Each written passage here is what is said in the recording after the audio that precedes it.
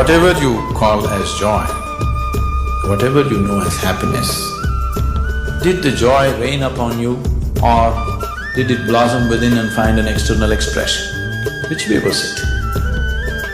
It always came from within, isn't it so? Have you noticed at a certain moment when you're very happy, just walking is celebration? Do you see every step that you take, every breath that you take is celebration? So the question is not about what you're drinking, what you're eating, what kind of atmosphere you're in. You're joyful. It's the inner atmosphere